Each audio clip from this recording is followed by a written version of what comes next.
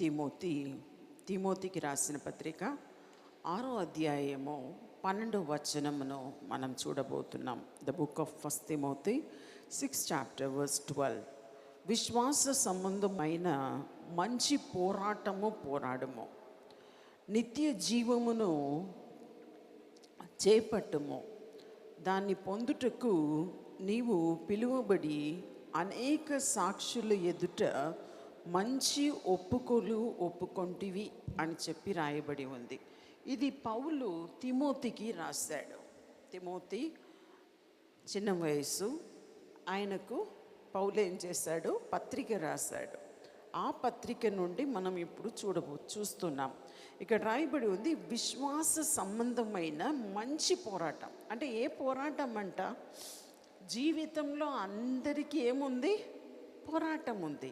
ఏదో ఒక పోరాటం.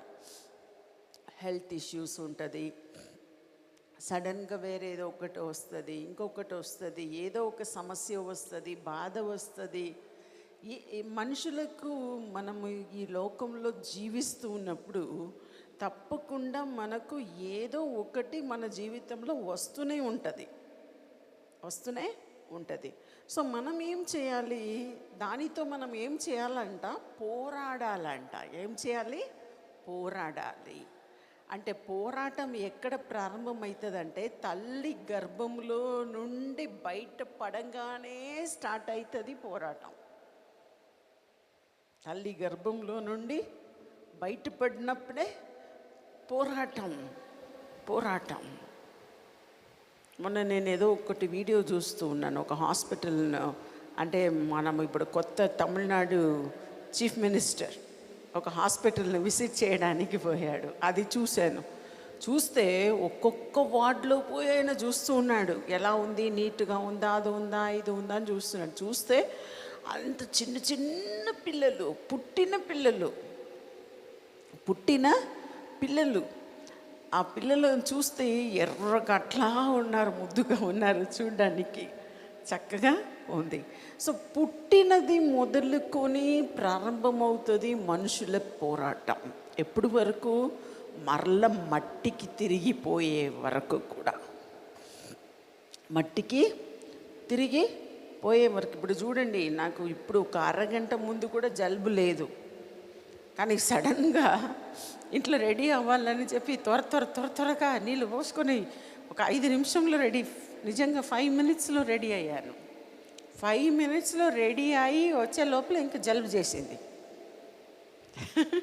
కొంచెం వర్షం పడింది కదా కొంతకుముందు, ఆ వర్షము పడింది, వాటర్ కొంచెం చల్లగా వచ్చింది, దానిలో వచ్చేసింది, జలుబు వచ్చింది. పర్వాలేదు, అది పోతుంది, ఆటోమేటిక్గా పోతుంది.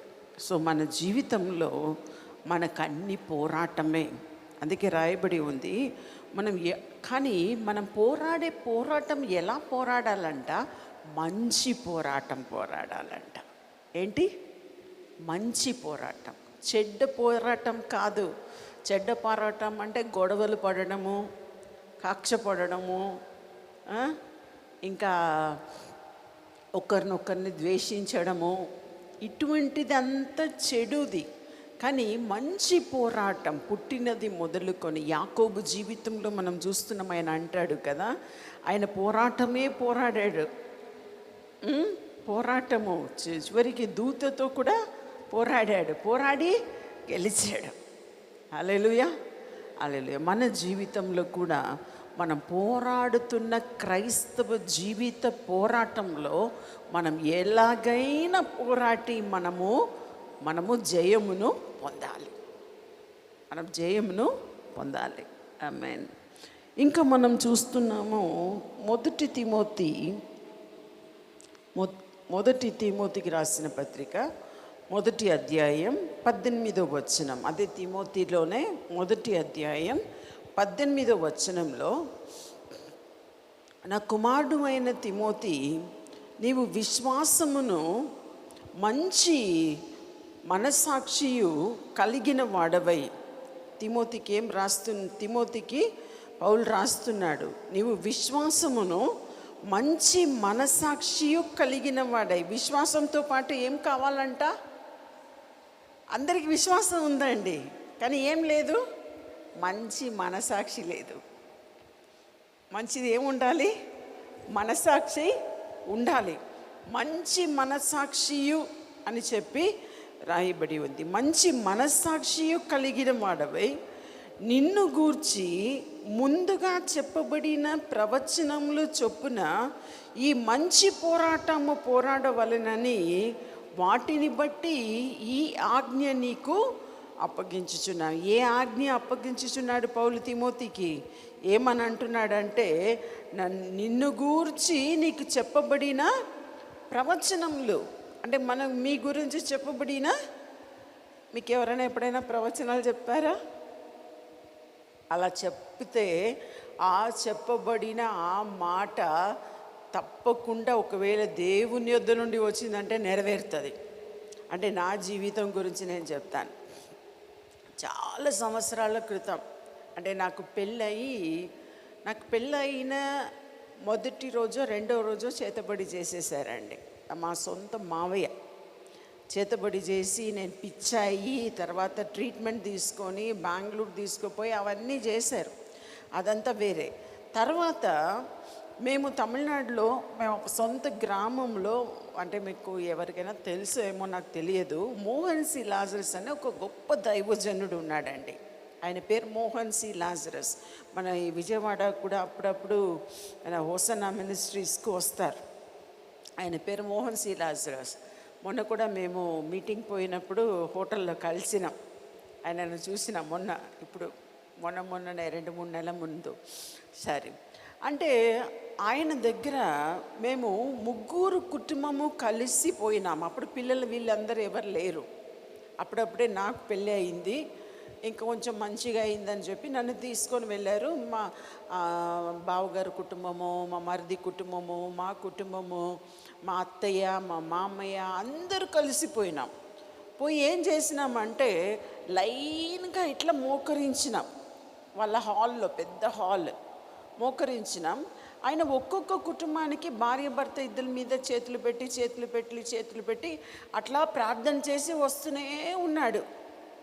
కరెక్ట్గా నా దగ్గరకు వచ్చినప్పుడు మా ఇద్దరి మీద చేయి పెట్టారు. జడ్సన్ గారి మీద, నా మీద చేయి పెట్టారు. అంటే ఆయనకు ప్రేయర్ చేసి చేయి తీసేశారు.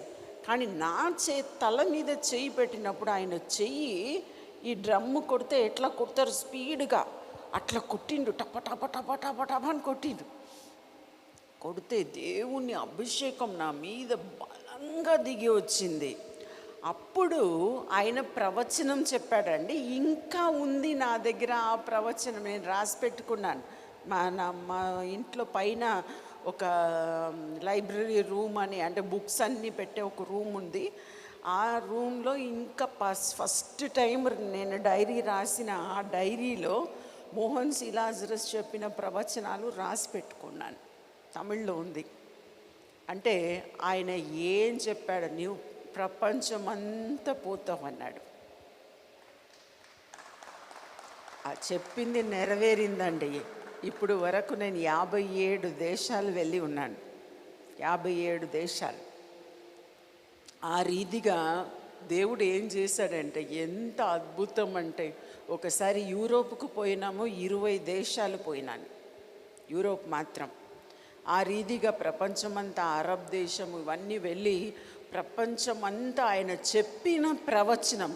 దేవుడు మీ జీవితంలో మీకు ఏదైనా ప్రవచనము ఆయన నోటి నుండి వచ్చినట్లయితే అది తప్పకుండా నెరవేరుతుందండి. హల్లెలూయా, హల్లెలూయా. మీరు నమ్మాలి. ప్రవచనాలు మీకు వచ్చినప్పుడు మీరు నమ్మాలి. ప్రోగ్రామ్ మీకు ఆశీర్వాదకరంగా ఉన్నదని మేము నమ్ముతున్నాం. ఫస్ట్ లైక్ చేయండి, తెలిసిన వారు మీ ఫ్రెండ్స్ అందరికీ మీరు షేర్ చేయండి, తర్వాత సబ్స్క్రైబ్ చేయండి. తప్పగా ప్రభు మిమ్మల్ని దీవిస్తాడు. ఇక రాబో వీడియోను కూడా మీరు చూడండి, దీవించబడండి. ప్రభు మిమ్మల్ని దీవించును గాక. God bless you.